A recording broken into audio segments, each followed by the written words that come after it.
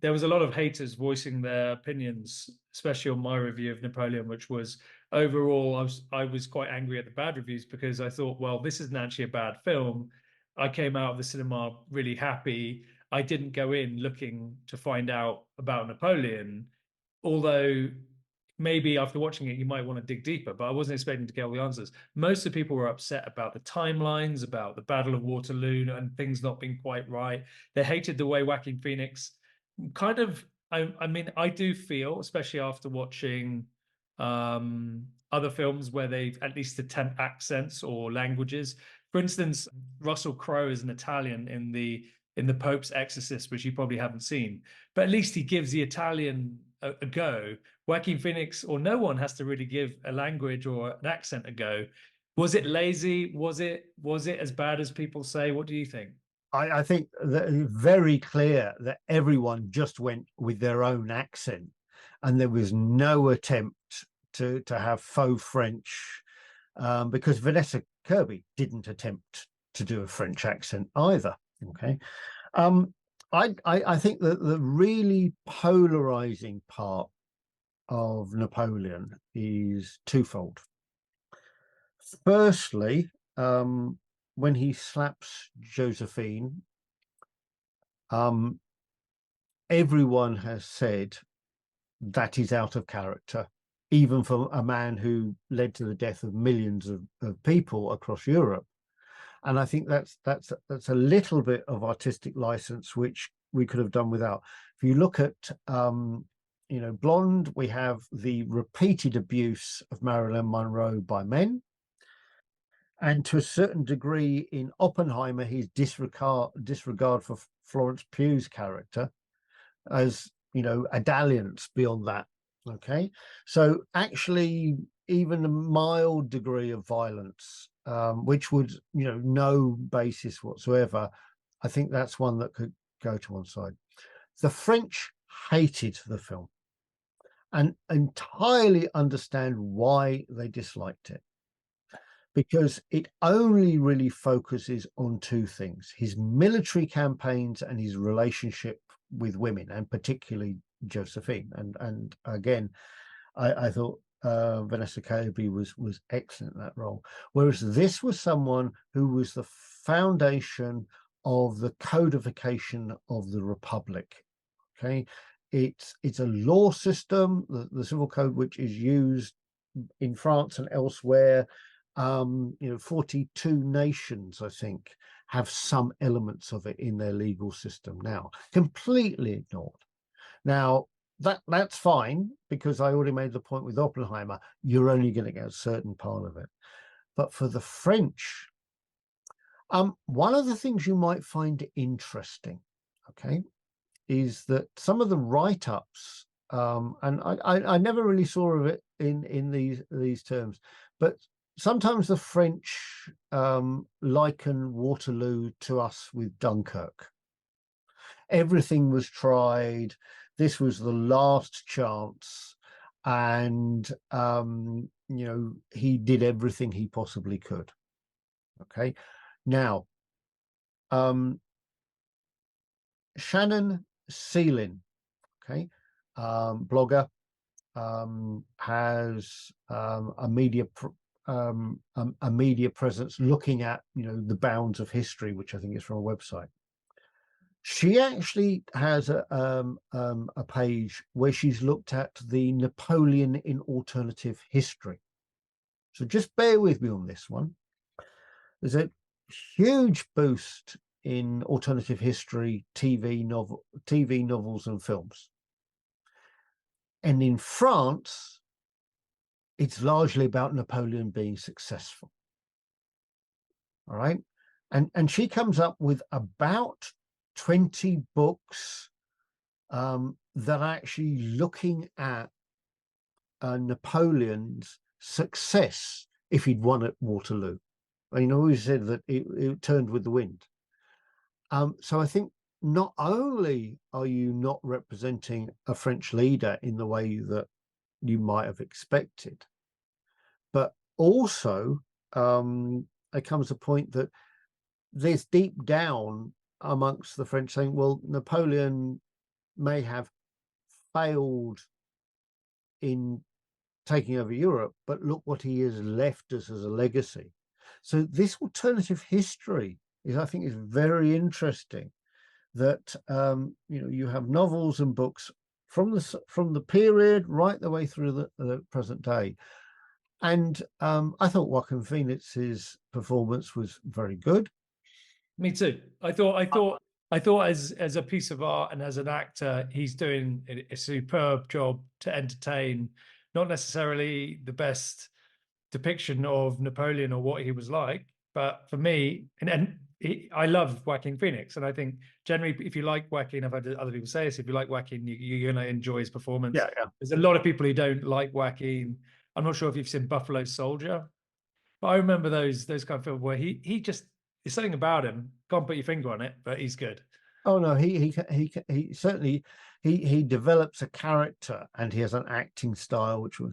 But it also comes to the point that there's a lot of humor in that film, but it's very dark, blank humor when you suddenly realize what's happening all the way through. And Okay. What about Cannonball at the Pyramids? oh, it didn't happen. Yeah, It's very amusing. yeah. So why not use something which is, in this case, historical legend with no real basis in truth? Okay, I actually thought was more telling was when he put down, the scene where he put down the Royalist rebellion. No mucking about. We're just going to fire cannons into the crowd there. Yeah. That gives you the ruthlessness Yes. that works all the way through. Except, I mean, it doesn't go any deep. That is the most ruthless bit, maybe, of the film. That's quite early on. That's quite early on, and so it kind of shows you how ruthless this guy is, and it's kind of painted in a way. I'm not sure if Scott's doing this deliberately, but he's painted everything in a way to make it very watchable. It could be a very gruesome, horrible, hard-watching movie, which is probably what the French would like. You know, the gritty, but this was very much like you're kind of almost looking at some sort of funny portrait of Napoleon and kind of going on a bit of a almost like a cartoon type ride with him. Well, I mean, I liked it though. I liked it. I enjoyed it. I agree, but the best way I could put this, Oliver Cromwell is not the greatest leader in British history, although some people respect him for, taking over the reins and trying to push through a republic. Now, how would we feel if you have an Anglo-British a French-German or a French-Italian production about Cromwell that doesn't pay respect to him and what he did, and just the man who cancelled Christmas, a whole range of things that we know are true to a certain way, but they're just tropes from history that don't really give you the complexity of what happened there. And I think that's what the French are particularly. I can understand that. I can certainly understand that. But then that's a small slice of the. I mean, he lives in France apparently as well, Ridley Scott. So it's strange that he wouldn't have done a bit more research. Do you, if anything, do you feel like if I compare it to Nolan, I don't think he's done the same amount of work, and how could he? Because he's doing so many films at such an old age. I don't even think it's about the detailed research work. It's about Ridley Scott saying, how am I going to tell this story? So let's wait for the 4 hours directed cut version on Amazon Plus at some point in the future, because that might fill in all the gaps. I thought that was a perfectly long enough movie as it stands now. I'm not absolutely sure I want to sit through a 4-hour version of it, but probably will do. I probably will, because I enjoyed it enough to go, yeah, I'll watch it again, and I'll watch it with these extra bits. Yeah, for sure. And one of the things is I just thought Vanessa Kirby's performance was nuanced and subtle, and she had to deal with some of the most embarrassing sex scenes I've ever seen on screen. But she is good. I liked her in The Crown. Whenever she's in anything else, I'm like, I don't want to see her anymore. She's annoying me, but she's always annoyingly good. Yeah. Yep. No, I agree with you on that one.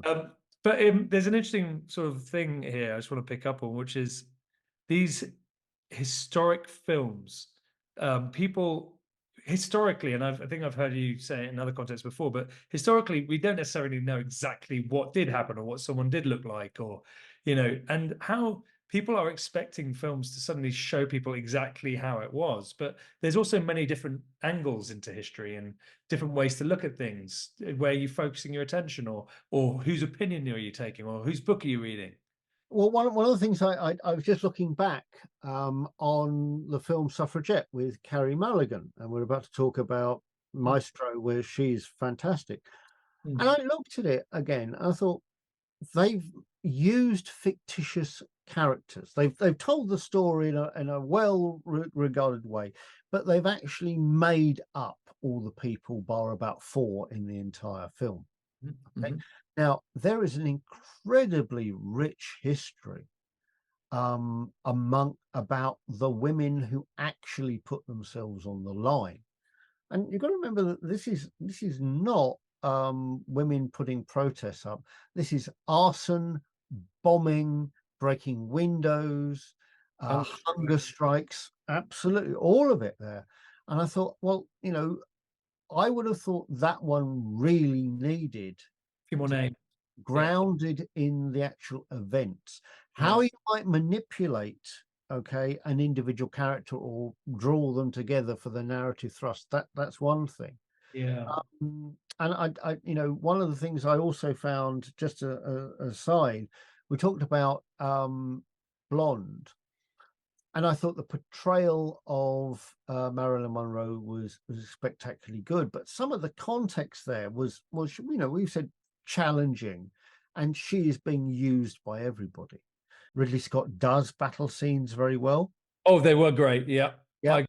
I think I was you remember back to Gladiator and you think that was amazing, amazing. I bet if you watch it now, you'd probably be like, oh, that's okay. But I think everyone's got very high expectations, but especially the one with the ice and the use of horses and stuff was incredible, I found. Yeah. And that's where we start saying that is an entertainment. If it's over egging, what went on for the visual effect of a movie like that, we would tolerate it. The key thing with all of these is a trigger, okay, to encourage people to say, right, that's an auteur's vision of Napoleon. What actually happened?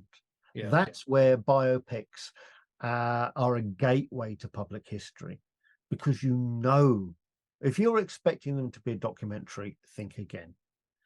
And to a certain degree, some people are annoyed that they're not as accurate as they would like it. We forget what the objective is of putting these films together. And you're saying that as a historian. Yeah, if you're expecting them to be 100% accurate, forget it. It might be based on a historical character. There's no real obligation on a director to say it will be absolutely accurate. I think with the Napoleon one, though, people are saying it's not even 20% accurate. I think that's the problem. Yeah, and this is the whole thing with Dan Stone's quite legitimate, comments, which is all of these things are wrong.